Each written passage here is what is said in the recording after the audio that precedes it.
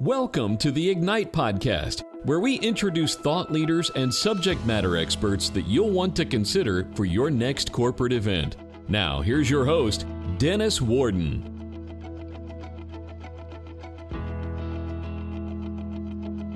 I want to welcome our Ignite viewers to the Ignite podcast. And I always look forward to these every month, and especially this one because it's a great friend that's been a part of the Ignite Advisory Group since we started the company. But more importantly than that, as Laurie will be talking about, you've been a part of Matt and my life for, since I think 2005. So yep.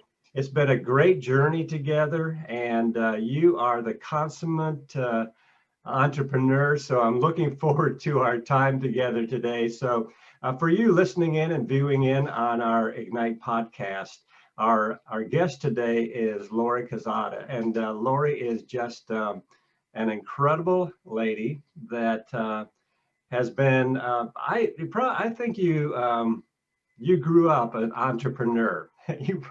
So I want to hear your story. I want to hear, how did you get started and kind of where you're at today, and then we'll kind of dive in deeper. Mm-hmm. Well, I think with being an entrepreneur, I am what's kind of called a serial entrepreneur. I've started 8 businesses and have sold several of those over the years. And it's really all about the challenge of the change. I really think when you're younger, I think a lot of people say, oh, I want to start a business. With me, it wasn't that way. It was more of a survival mechanism.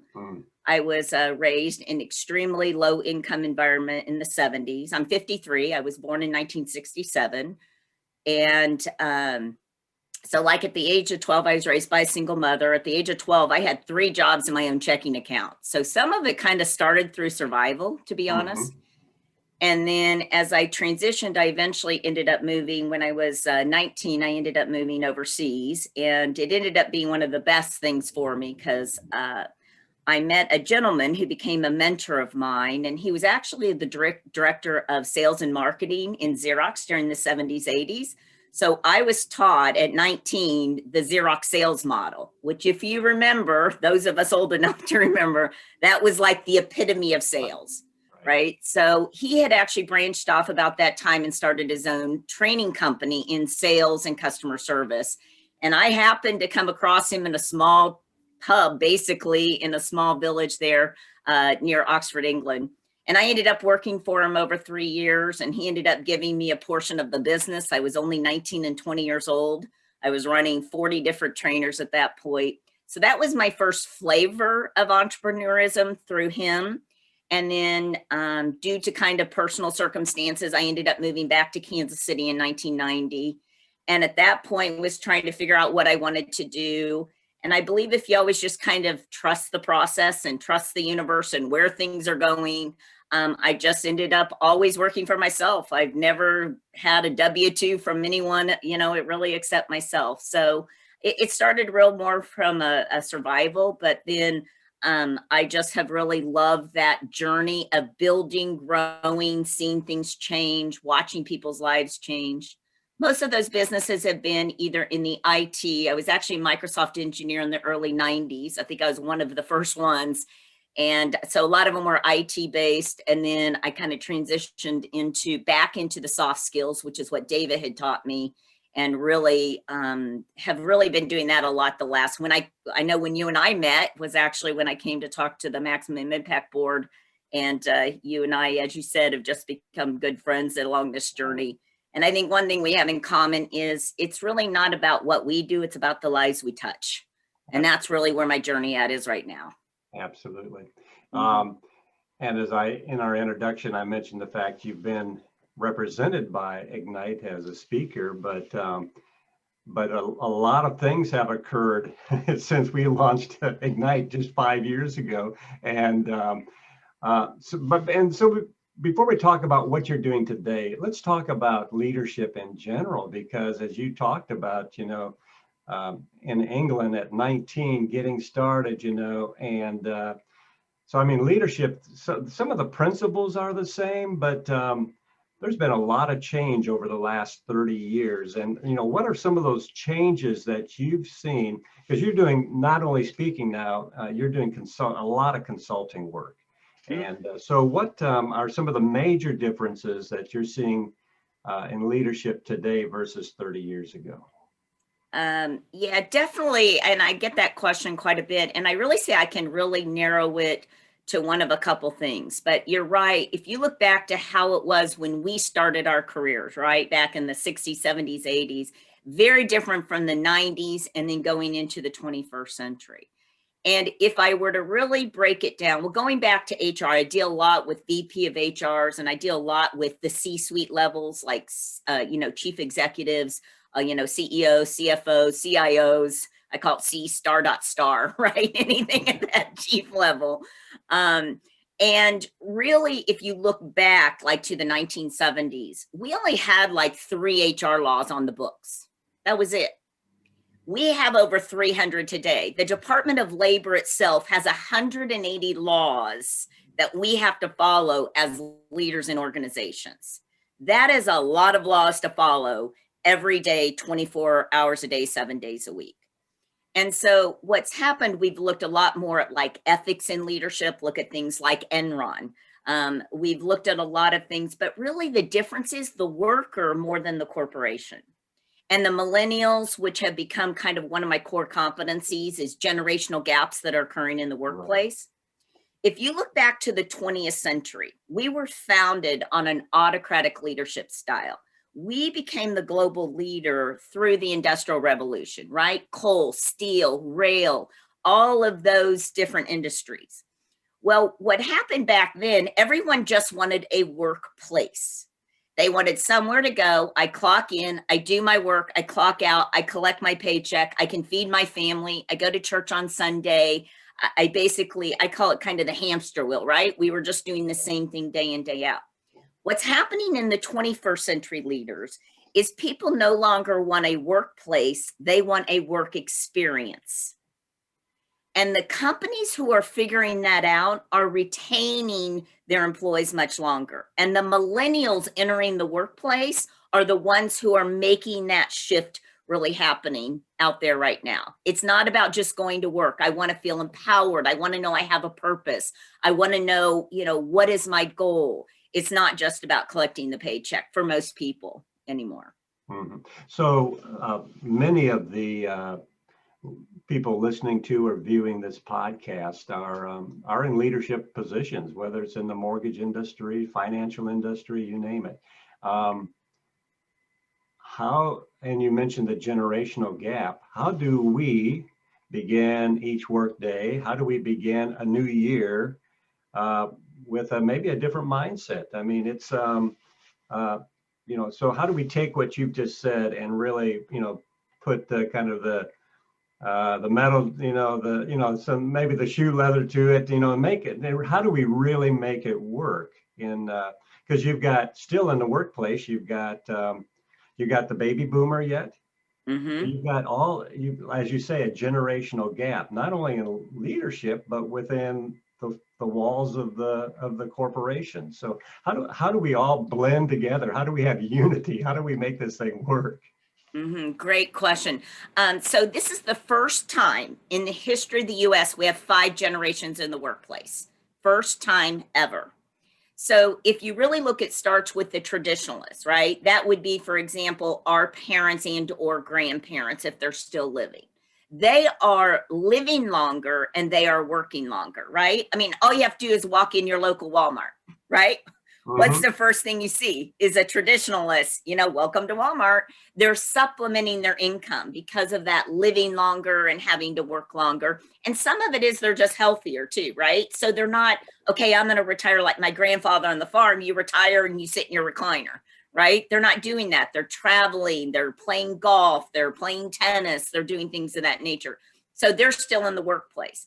If you look, we did about 7 years ago, we had 45% of our workforce was still baby boomers, right? The big baby boomer generation was what was making up most of our executive teams. Now, COVID, what I would say today is very different from 1 year ago. because COVID is escalating baby boomers exiting the workplace right now. So then what happens? I'm a Gen X. I'm 53. I'm on the cusp of really the baby boomers. The Gen X, we are actually ended up taking a little bit of the brunt of this because the younger generation is not ready for leadership. And that's a whole nother day podcast of why they are not ready for leadership. It's all about they are a generation of entitlement. They change jobs. They have a lack of loyalty to family and work. There's a whole issue. Now, one thing I talk about when I talk to millennials is I say, it really is not their fault. I love working with them because they take a bad rap in the press, right? They make millennial sound like a 4-letter word almost, it seems like. Well, it's not their fault. They didn't create the problem. It's the baby boomers and the Gen X's created it, right? So for example, parents would hand an 8-year-old $1,000 iPhone with no comprehension how much I have to work minimum wage at McDonald's to pay my bills and save enough money for an iPhone. So what happened was the companies right now are taking the brunt of that younger workforce. They are getting out demanding $40,000, $45,000 a year beginning salaries, which is just unheard of for a mid 20-year-old. And so what's happening as the baby boomers are exiting, you're having to pay more to the younger generation who are demanding some of this because of supply and demand. Now, again, COVID's changing that for us a little bit, but that was becoming a huge problem with companies in the bottom line, is paying more for the same job done, and they weren't ready for it. They were going to leave after 3 years to go to another job. So it's really become something the Gen X's were having to deal with. The baby boomers are on their way out. They're not dealing with it near as much. And then what a lot of people don't realize is there's actually, after the millennials, in psychology, we call it the centennials. And they're starting to enter the workplace. Those were the children born around the turn of the century. And that's, again, a whole nother generation in the centennial. Wow. It's a wheel that just keeps turning, right? And it keeps going faster and faster. And we're all trying to keep up. And so my guest today on the Ignite podcast is Laurie Calzada, and Laurie is an incredible speaker, but an incredible consultant to be able to come in and work with companies in the areas of leadership, in the areas of working with even as we've been talking about this the gap between the generational gap that's going on. There's just so much, and we're in the midst of it right now, right, Laurie? We've got here you and I are on a Zoom call. Mm-hmm. And right now, my wife is across the hall in her office. She's on a Zoom call, and that's happening in homes and a few offices across the country. So there's been a dramatic change because of COVID in the last year. So that's impacted leadership, and how do we connect with those that we lead? How do we keep positive? How do we generate positivity? I mean, me. I love my team around me. I love the team. Being together. And when you can't do that, and you have to generate it through a video call, so how can we be, and those listening, watching, become even more effective in their leadership in this new virtual world that probably is going to be here for a long time? Yeah, it's definitely a challenge. So let me explain a couple things that have happened through this kind of COVID world. So first of all, if you go back, and really when I went to school back in the 80s, most of my coursework was in marketing, but also in psychology. So I have a lot that I've done in psychology over the last 30 years. I'm actually doing some stuff, right now, some academia stuff in psychology. Is that if you really look, we are the most social creatures on earth, right? Human beings are the most social creatures on earth. And what we did, I can still tell you, my last day was March 13th, 2020. It was Friday the 13th. I was teaching a program that I do called Lifting Leaders. I was downtown St. Louis in the Missouri Athletic Club teaching.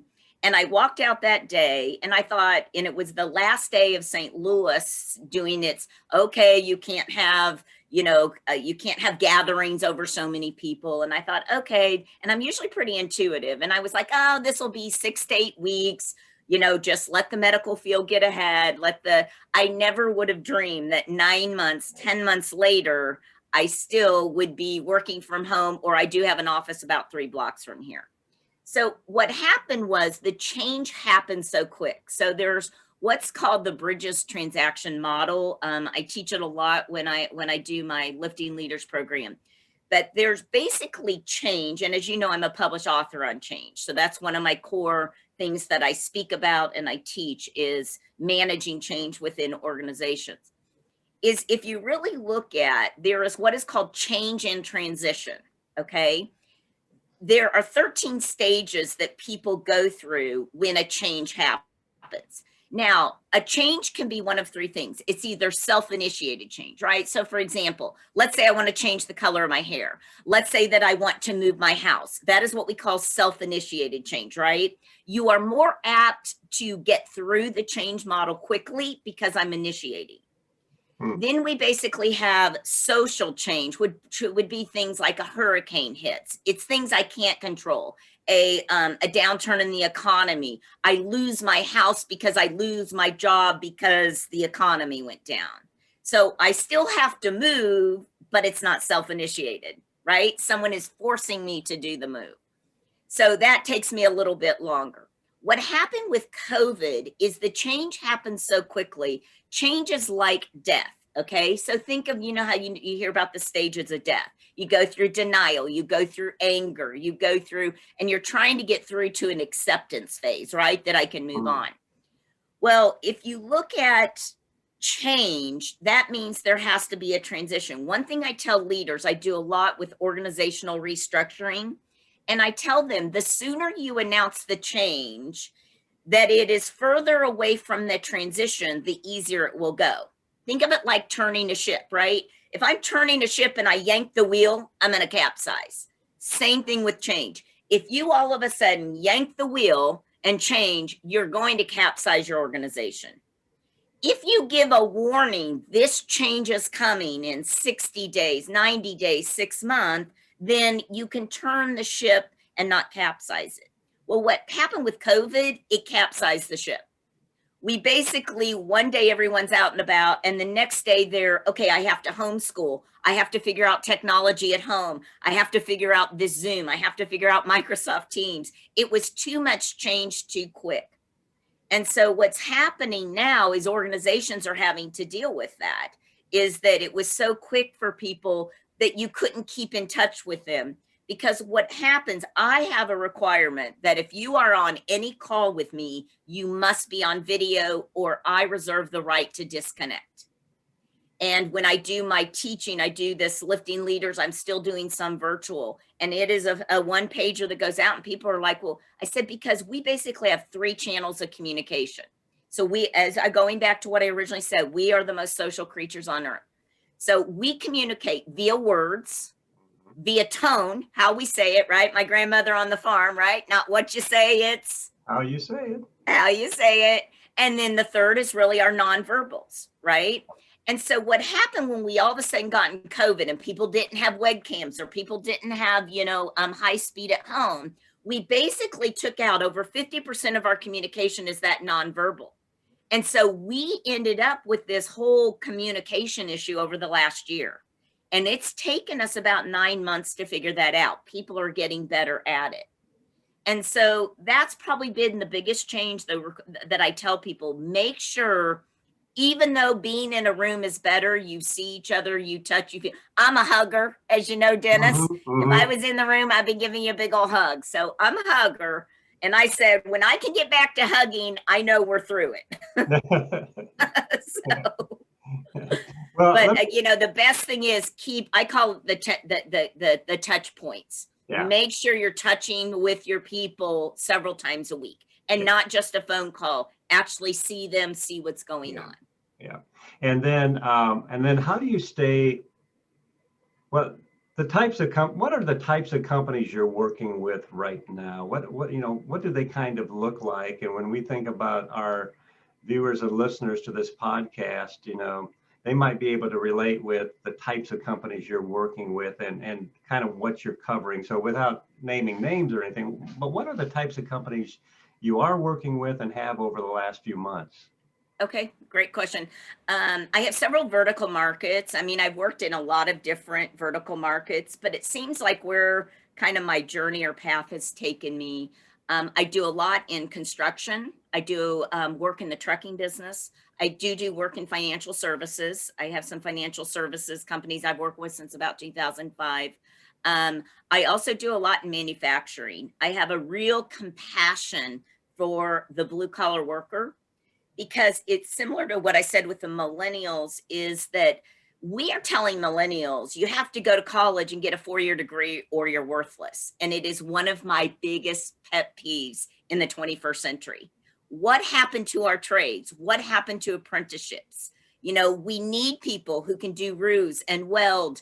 And, I deal with a trucking company for about the last 5 years. I mean, look, those are the people who got us through COVID. Right. Mm-hmm. The medical field, or I also do stuff in healthcare. I have an organization. I help their board, who are pretty big in the Medicare Advantage world. And so I do work with them also. So I have several different vertical markets that I do. But my whole criteria is, do you want to make an impact? Do you want to touch lives? As you know, Dennis, and it's in one of my books, is I talk about you leave a fingerprint behind. Yeah. And that's what I tell people. I want to work with people who want to make a difference. And that's why I like this 6-month program I do with leadership teams. I've just seen some phenomenal things come out of it, both in life and business, because it's all about work-life balance, leading your team, leading your life, making a difference, creating your legacy. No one lays on their deathbed saying, I wish I would have answered more emails. I wish I would have done more Zoom calls, right? You think, and that's what I teach people, is live your life every day as if tomorrow's the last. So you'll never have the wish I coulda, shoulda, woulda moments. Yeah. So is the best place to go to is to your website, lauriecalzada.com. Is that the best place to go to learn more about some of these things? Yeah, that's probably the best place. I will tell you, I shut down my social media June of last year. People have like, why did you shut down? I said, you know what? I called it the triple threat of COVID. It was such a toxic environment. We dealt with COVID, then we dealt with the Black Lives Matter, issue and all the riots. And then we were dealing with the political climate. And you put those three together, and I realized what an impact it was having on my own psyche. And I shut all my multimedia down last June. I will reopen it at some point. Of course, if anyone wants to talk to me about, you represent me as far as speaking or the leadership program, they can definitely reach out to you. But I'm just as busy as can be. It's funny, the people I talk to, I've had other people reach out to me. Hey, do you have some work you can subcontract to me? I'm just working day and night. Well, that's not good. You got to have some margin for your own life, right? Yeah, well, that's what I have a president of a company, a manufacturing firm I was at, pretty large business. And he told me, he goes, you need to start practice what you preach. I said, I know, don't I? You know what? That's one of the requirements when Matt and I look at a speaker, and you were right there, was, does he or she practice what they preach? And you do.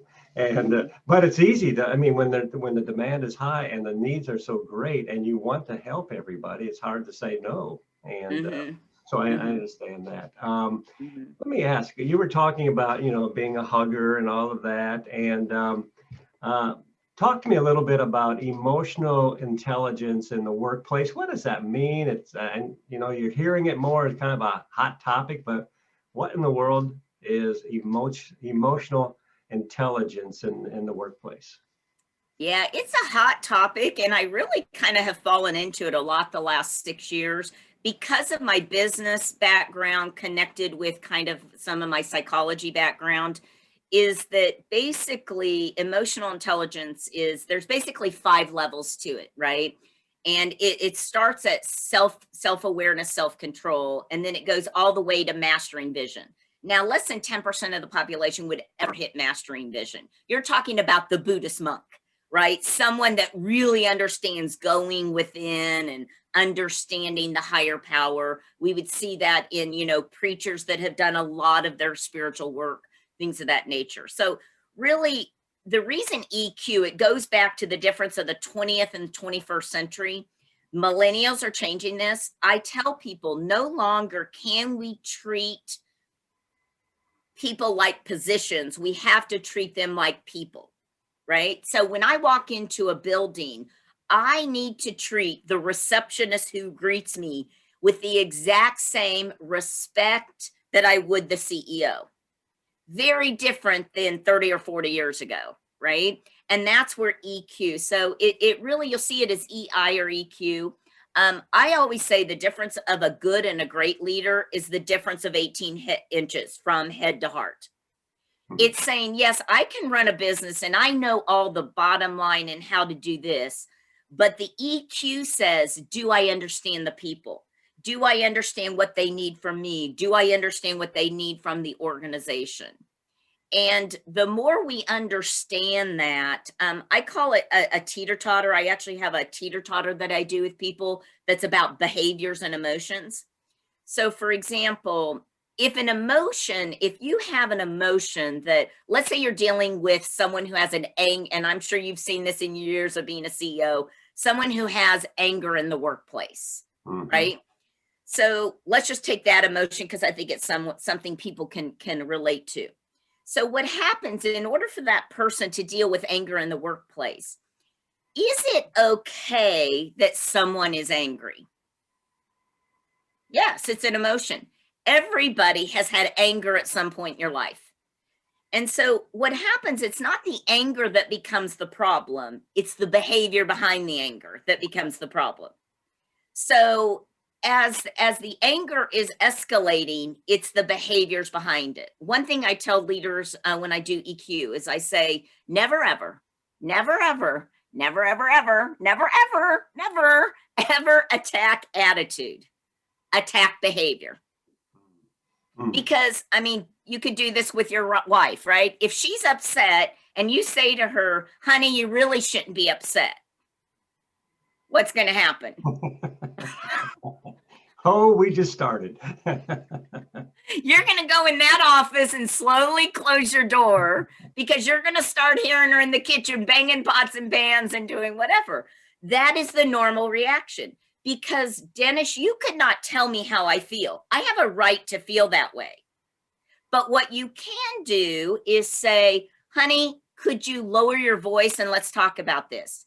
Honey, could you please not slam the door? Same thing in the workplace is we attack the behavior. I always say, I love it when you're like walking through like a cubicle area and let's say someone just came out of a meeting and body language I read. I've been trained in neuro-linguistic programming and how to read people. And you could tell they're upset. They go in their cube and they're sitting there going, right? They just want you to hear their keyboard a mile away, right?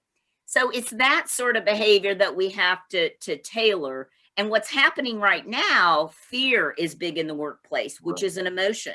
Right. And with fear comes things like depression. So just like anger is on one end of the spectrum, we're now dealing with depression on the other end of the spectrum. Same thing as my mother had a depression issue my whole life. And so I saw that back then they called it manic depressive, being in the room with the lights off for days on end. And so what would happen as the depression got worse, the behaviors go down, right?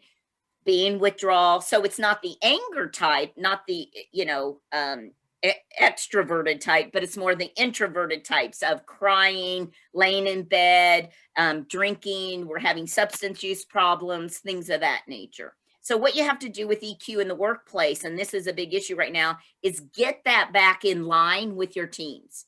Do what I call a temperature check. Check in with your people. How are you doing? Tell me the top 3 things you're feeling, things of that nature. So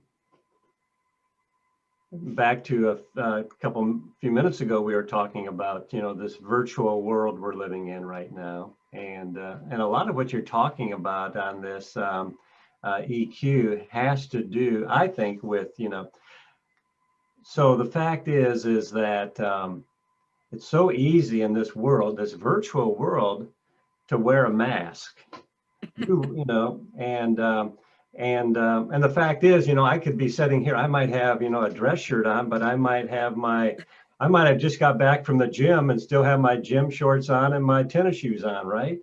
And so that's not you're not seeing the real Dennis. You're just seeing what I want you to see. So how, there again, as a leader, how do we read these things, and how do we then really understand, because we're not hearing that the keyboard, unless it's they're really,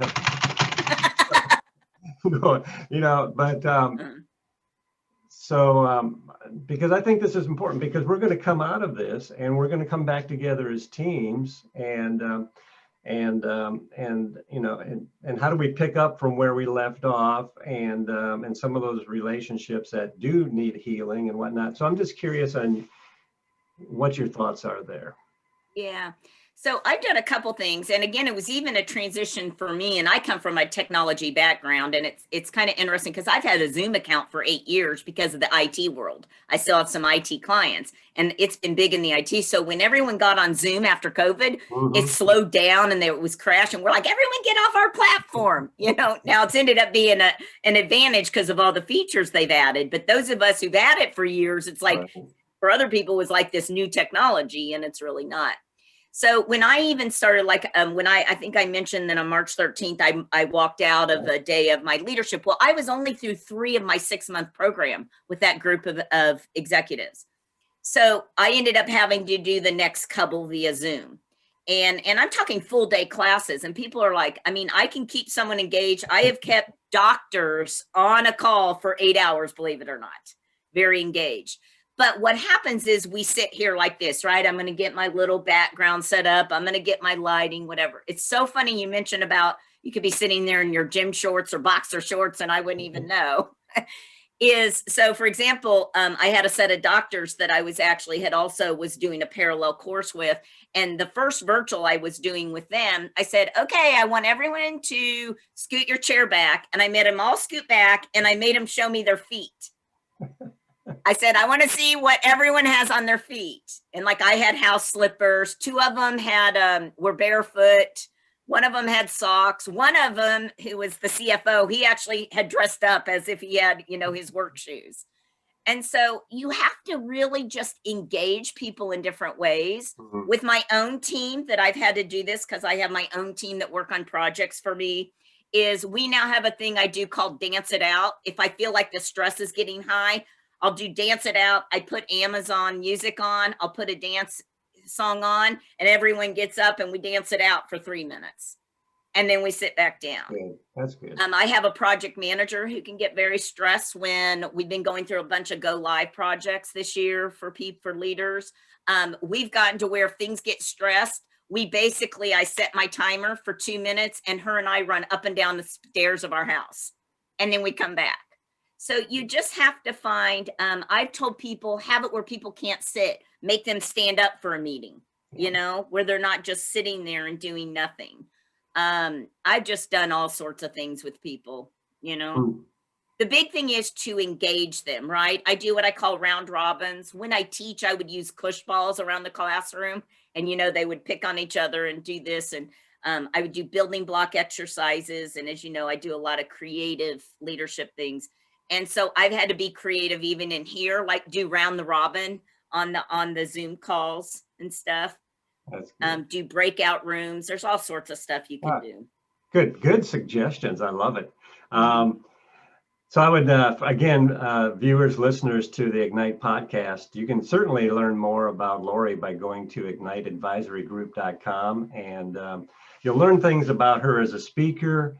We're learning things about her today as a consultant, but if you just reach out to Matt or myself and our team, we'll get you together with Laurie, and you can't find anybody better to work with. Laurie, What are you reading right now? What would be if you said, Dennis, boy, here is a book that I read this past year. And what would you say? Hey, here's a book you need to read. Is Oh there my anything that comes goodness. to mind? I'll be honest, I haven't been reading a lot this past year working, but I've been reading a lot more psychology books right now because I'm Oh, don't doing give me any stuff of in those. that world. Huh? Don't give me any of those. Yeah, I was going to say, I might you start probably don't cleaning want my myself psych up. books that I've been reading. So, Well, one thing that probably both you and I, and so the reading part I've tried. In fact, I set a goal out for myself this year because I didn't do as well last year, as at least at least one book a month. I've already had two in this first month, but that's great. But I have found myself listening, and this is kind of where we're at, right? I'm listening to a lot more blogs or podcasts. I'm reading a lot more blogs. So the matter of picking up a big book, and reading it, it's been more snippets of mhm, things that I need information on right now, or that I feel like will help me better right now. So, those things have, my favorite podcast is How I Built It. And that's a NPR podcast that is just incredible. Just the entrepreneurs that have built companies, and it gives their whole story, their whole background. It's a podcast I love listening to. But so what's what's next on your journey? We've kind of said, here's where you're at, here's where you've been, here's where you're at. Anything where you're headed on your journey in the next year or two, or where do you see yourself going? it is funny because you did ask about a book, and I haven't been doing much business books, but between Christmas and New Year's, I did reread The Alchemist, which was one of my favorite books years back. About it's the parable about Santiago, who goes on a journey and how life brings him back, and where he thought he was going wasn't where he ended up, but he got Yeah. everything he wanted. Which I just, love. The Alchemist. I read it every probably 4 or 5 years. And that one I just reread, like, because I feel like my life is changing. I am based in St. Louis. I moved here in 1991. I was only going to be here 5 years. I moved here to start a business. I was going to sell it after 5 years, which I did do. But I, fortunate or unfortunate, I met my husband at that point. We're now divorced, so it kept me in St. Louis. And so really, I'll probably be moving at some point. I feel like some of the projects I'm doing are moving me to probably one of the coasts.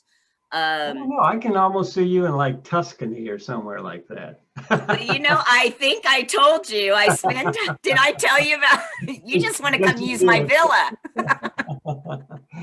You can come use my villa anytime. So yeah, ironically, I was in Europe a year and a half ago. I still go back to Europe. I've started doing a few clients back in Europe, but I can't remember if I told you this or not, but I almost bought an Italian villa a year ago, August.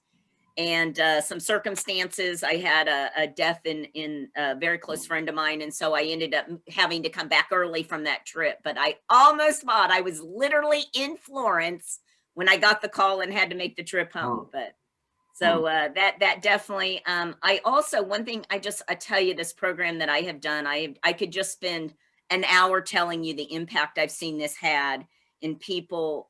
It's a 6-month program. I do love speaking, as you know, but what I love about the programs I do is I see the lives I touch. Right. I build a relationship. I see the torch being passed on. I see how they impact other people. I see the domino effect. And so what I'm looking at, and matter of fact, I was supposed to go to Costa Rica July of last year. I'm looking at opening a destination leadership place, and Costa Rica is a place that I have been looking at. That is actually where high thought leaders go. You go off the grid, you do work-life balance, you do the whole, where am I going? What legacy do I want to leave? And so that is really in my kind of business model right now. But COVID, like everything else, has slowed that down a little bit. Yeah, So, yeah.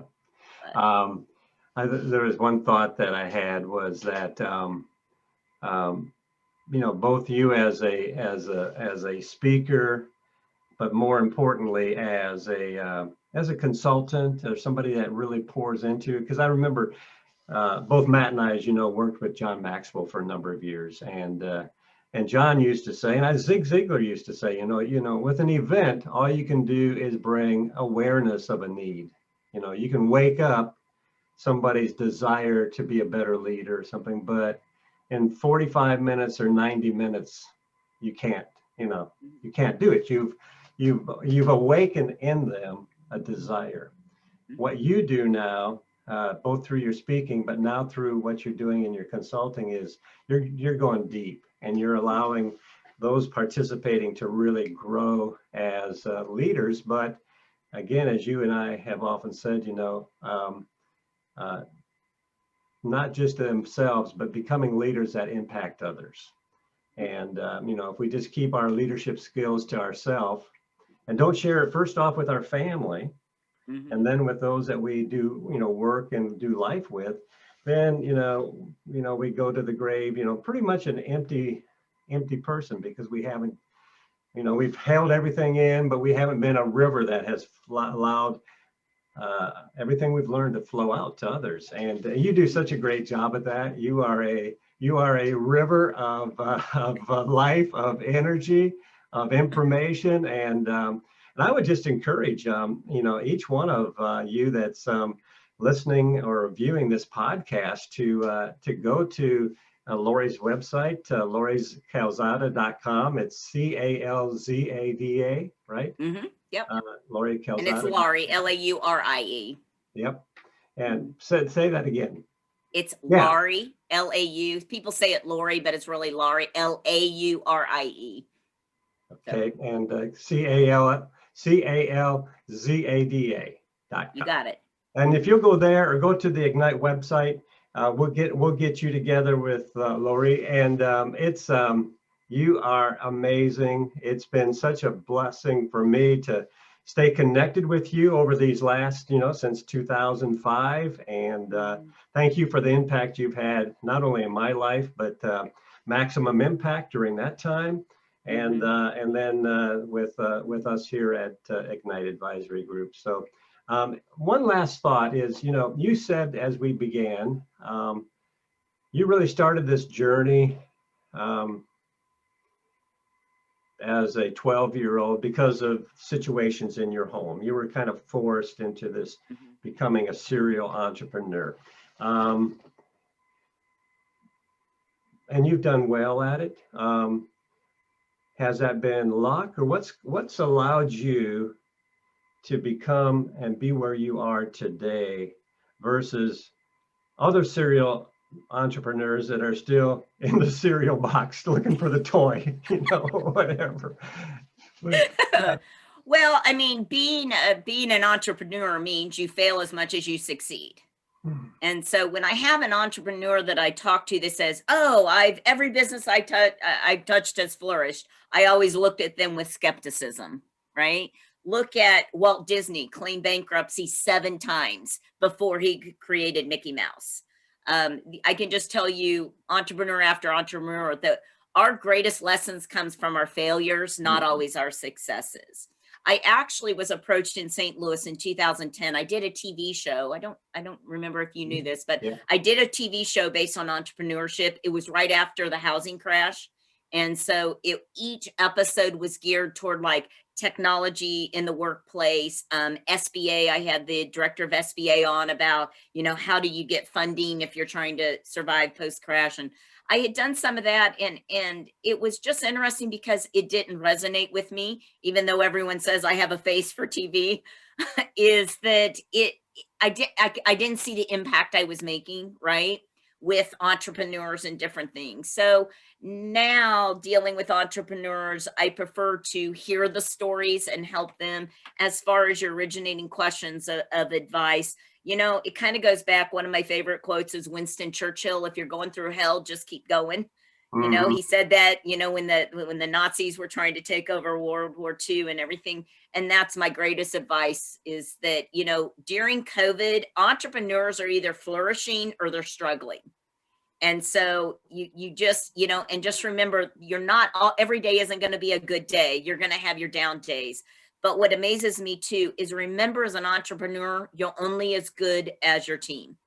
And I wish I knew in my 20s what I knew now. I'm a very different leader than I was in my 20s. I was much more assertive, aggressive, I'm the boss, autocratic, and all the situational leadership I've learned over the last 30 years. That would be my greatest advice to them is remember, especially in the virtual and COVID world, your team is your greatest asset. They're going to make you or break you right now as we enter into 2021. Love that. Your team is your greatest asset. Love it. Love it. Laurie? And unfortunately, that doesn't go on the bottom line, right? Don't you wish that actually had a value on the balance sheet? But it does, ultimately. We know that. So, hey, thank you so much for setting aside some time just to visit and allow us to make our viewers and listeners aware of what you can do for them. And in the long term, by doing it for them, help them reach their bottom line by helping other people grow. So thank you so much again. Oh, I love you, Dennis. You know that. So right, you're one of my favorite peeps. So thank you. And thank you to our viewers and listeners for joining us again on our Ignite podcast. Have a great day.